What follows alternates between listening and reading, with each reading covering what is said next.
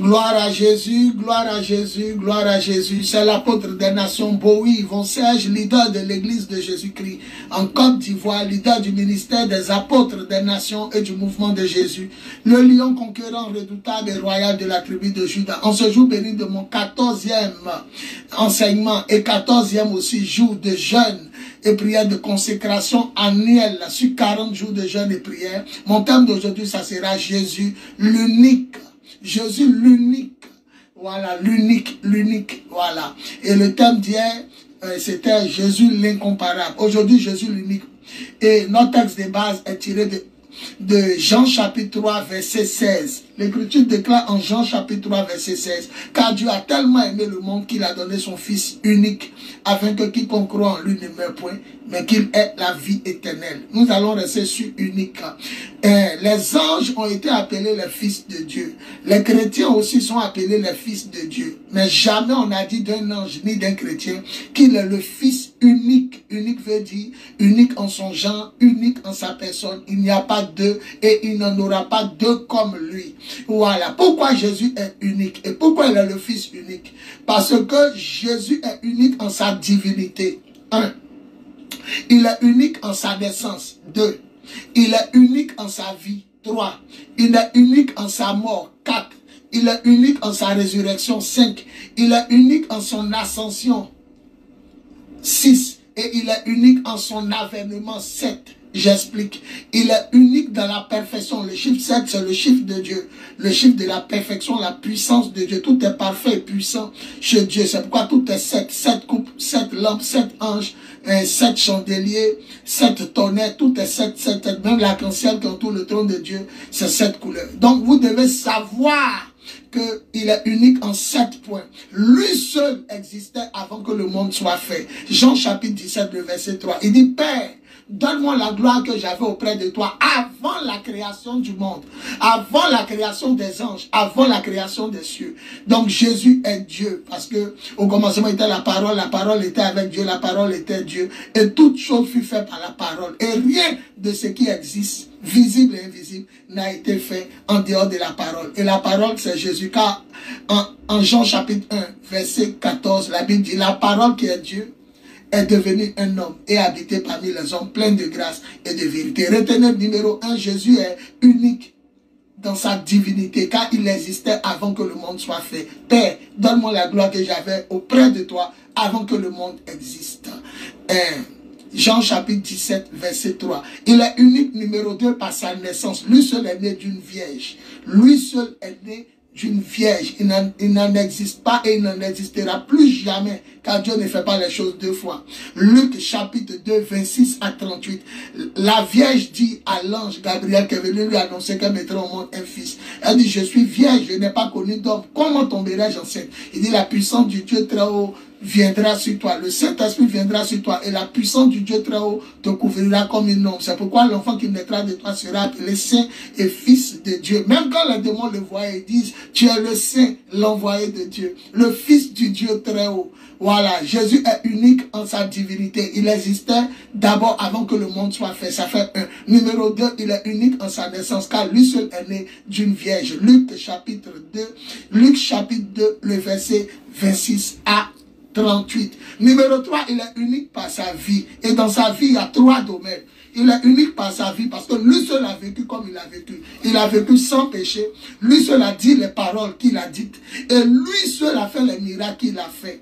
La Bible dit même quand Jésus a ouvert les yeux de l'aveugle né, le monsieur qui est né aveugle, Jean chapitre 9, lorsqu'on était en train de le critiquer, un groupe disait, ne l'écoutez pas, Jésus est possédé d'un démon. Il y a un autre groupe qui disait, un possédé d'un démon, peut-il ouvrir les yeux d'un aveugle qui est né? On n'a jamais entendu depuis qu'on est né que quelqu'un ait ouvert les yeux d'un aveugle né. Si cet homme était un pécheur, il ne pouvait rien faire. Donc il est unique par sa vie. Lui seul, il a pu dire, qui peut me convaincre que j'ai péché? Lui seul, face à ses bourreaux, ses détracteurs, il dit, convainquez-moi, vous tous qui êtes là, que j'ai commis un péché. Jean 8, 46. Personne n'a pu parler. On ne l'a pas crucifié parce qu'il a péché. On l'a crucifié parce qu'il est le Messie, il est le Fils de Dieu, il est le Sauveur du monde, il est le Roi d'Israël. C'est pourquoi ils l'ont tué. Quiconque parmi vous peut me convaincre, qui parmi vous peut me convaincre de péché? Jean 8, 46. Il est unique toujours par sa vie. Dans sa vie, il y a 3 domaines. Sa vie de sanctification, sa vie est rangée. Le seul qui n'a jamais péché. On n'a jamais entendu une insulte, ni un mensonge sorti de sa bouche. Mauvaise pensée, jamais. Dans sa vie aussi, lui seul a prononcé des paroles que personne n'a jamais dites. On a dit à des gars d'aller attraper Jésus. Ils sont revenus, on dit, mais pourquoi vous ne l'avez pas attrapé? Ils disent, vraiment, jamais homme n'a parlé comme cet homme. Jamais. Et il est uni par les actions. Lui seul a fait des miracles qu'on n'a jamais vu, qu'on n'a jamais fait.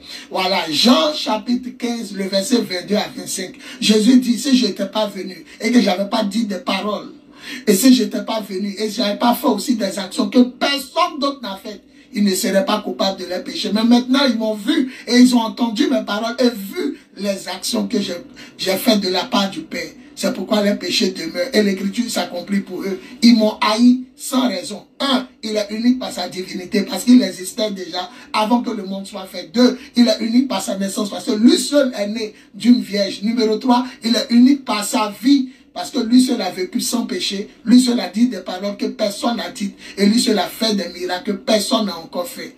Le numéro 4, il est unique par sa mort. J'aime beaucoup Matthieu 27, 45 à 56. La Bible dit que lorsque Jésus a poussé le cri qu'il est mort, le rideau du temple s'est déchiré, ça fait 1.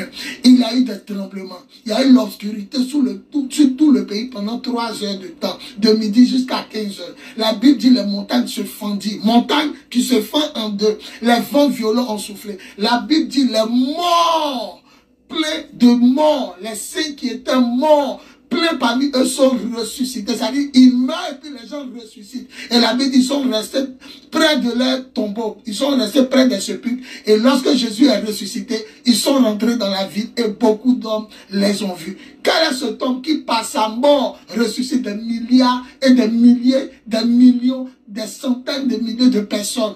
On dit presque tous les saints, les membres du peuple de Dieu, les saints qui étaient morts, ils ressuscitaient parce qu'il a crié et il est mort. Il est unique par sa mort. Matthieu 27, verset 45 à 56. Il dit quand même lui-même, le centenier Robin, l'officier même qui avait les soldats qui ont crucifié Jésus, dit certainement, quand il a vu comment Jésus est mort, il dit certainement cet homme était le Fils de Dieu. Il y a d'autres versions, cet homme était un homme bon, cet homme était juste. Hein? L'officier même, le premier converti, c'est un militaire. C'est lui qui a confessé que Jésus est Seigneur et Sauveur. Numéro 5, il est unique par sa résurrection. Il est unique par sa résurrection. Lui seul est mort comme il est mort, mais lui seul est ressuscité comme il est ressuscité. Il dit en Jean chapitre 10, le verset 18, il dit, personne ne peut me tuer. J'ai le pouvoir de mourir et j'ai le pouvoir de ressusciter. Tous les autres morts, on les a ressuscités. Mais lui qui est rentré dans le tombeau, quel est l'homme, quel est l'ange qui est rentré dans le tombeau pour dire, lève-toi, il est Dieu. Il est le Père, il est la parole, il est l'Esprit. Les trois sont un. Lui-même, il s'est ressuscité. Robocop et puis Terminator 2 n'ont rien fait. Il est Dieu, il est souverain. Il dit, personne ne me prend la vie. J'ai le pouvoir de la donner et de la reprendre. Personne ne me prend la vie.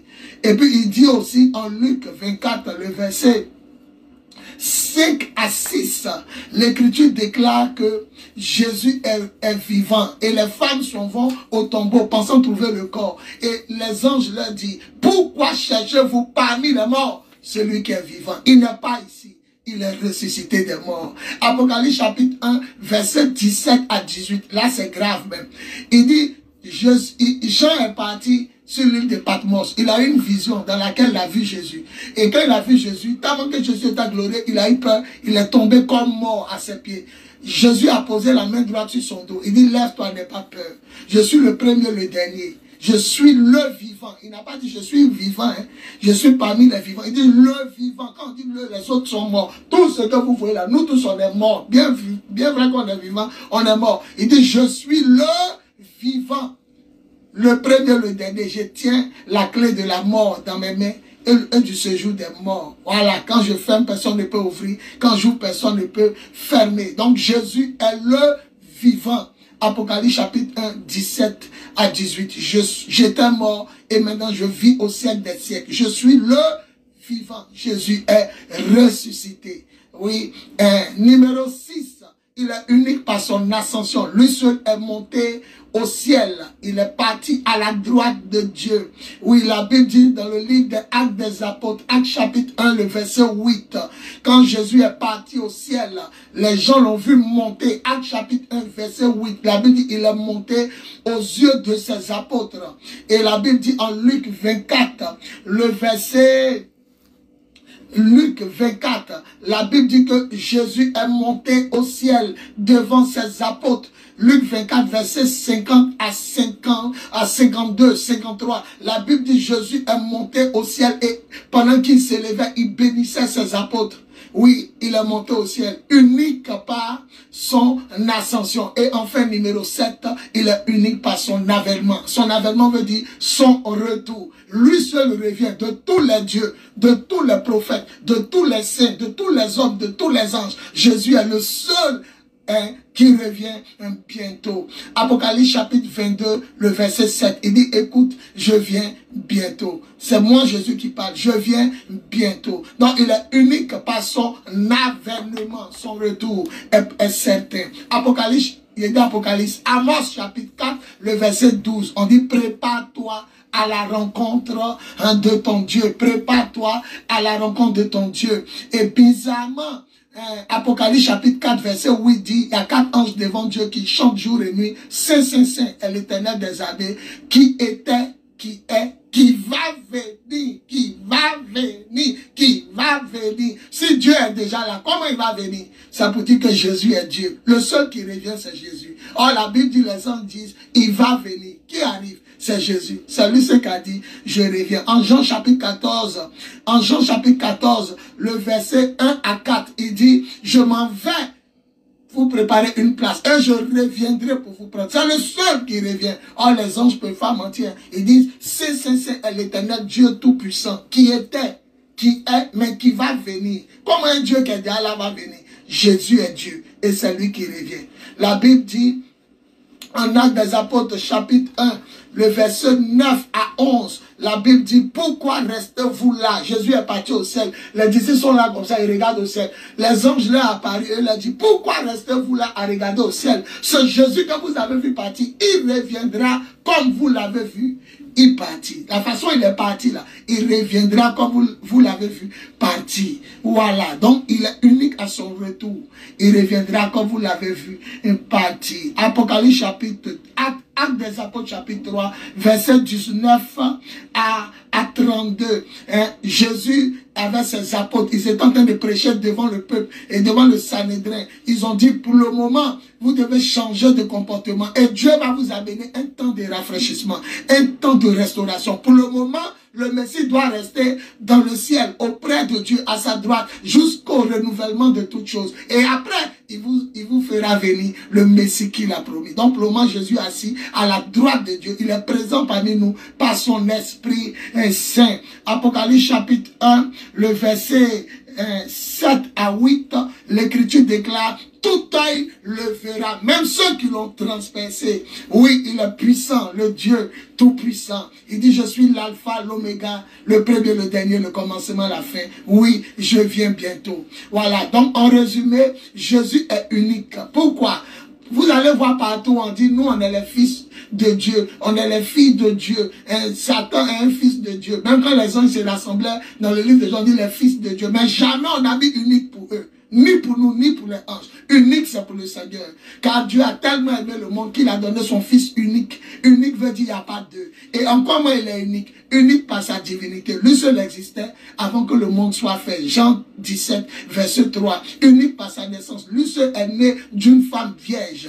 Luc 2, 26 à 38. Unique par sa vie. Lui seul a vécu sans péché, a dit des paroles que personne n'a dites et a fait des actions que personne n'a faites. Jean 8, 46, Jean 15, 22 à 25. Lui seul, il est unique par sa mort. Quand il est mort, tremblement de terre, rideau du temple se déchire, les morts ressuscitent, les tombeaux se vident et les gens qui sont morts rentrent dans la ville. Obscurité sur tout le pays, tremblement de terre, jusqu'à même l'officier romain qui était là dit, cet homme est certainement le Fils de Dieu. Il est unique et par sa résurrection, Luc 24, versets 5 à 6, lui seul est ressuscité comme il est ressuscité. Il dit, personne ne peut me tuer. J'ai le pouvoir moi-même de donner ma vie et de la reprendre. Jean chapitre 10, verset 17 à 18. Voilà. Et il est unique aussi par son ascension, c'est-à-dire sa montée vers le ciel. Lui seul est monté comme il est monté. La Bible dit qu'il est monté. Les anges disent aux disciples, pourquoi restez-vous là à regarder vers le ciel? C'est Jésus qui est monté vers le ciel. Reviendra comme vous l'avez vu, une partie. Voilà, vous devez savoir que c'est lui seul quand il montait. Il est en train de bénir ses disciples. De tous ceux qui étaient enlevés, Jésus seul en montant bénissait les hommes. Ses disciples qui l'ont suivi. Luc 24, 50 à 53. Et enfin, il est unique par son avènement. Son retour, lui seul reviendra. La Bible dit, il reviendra avec les anges qui sont à son service. Tous ceux qui sont morts, tous ceux qui ont été enlevés, personne est comme Jésus. Je termine à la montagne de transfiguration, lorsque Jésus était avec Pierre, Jacques et Jean, et que Moïse et Élie lui apparut. La Bible dit, Dieu dit, celui-ci est mon fils bien-aimé, écoutez-le. Il n'a pas pointé du doigt Élie, il n'a pas pointé du doigt Moïse, il n'a pas pointé du doigt les trois apôtres. C'est-à-dire, Élie représente ceux qui ne sont pas morts, qui sont montés au ciel. Moïse représente ceux qui sont morts. Et les trois apôtres représentent les vivants. Entre les morts, les enlevés vivants qui sont allés au ciel comme Élie et les vivants qui sont présents, il dit c'est Jésus qui est son fils bien-aimé, en d'autres termes mon fils unique. Voilà, donc il est unique par sa divinité, unique par sa naissance, unique par sa vie, unique par sa mort, unique par sa résurrection, unique par son ascension et unique par son avènement prochain, son retour. Écoute, crois au Seigneur Jésus et tu seras sauvé. Amos 4:12.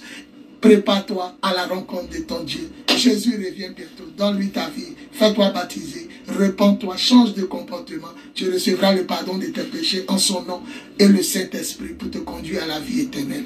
L'apôtre des nations, Bowie, Yvon Serge, leader des lions de la tribu de Juda, plus 225 07 08 01 65 07 07 08 01 65 07 plus 225 05 05 64 78 32 plus 225 01 01 48 47 54.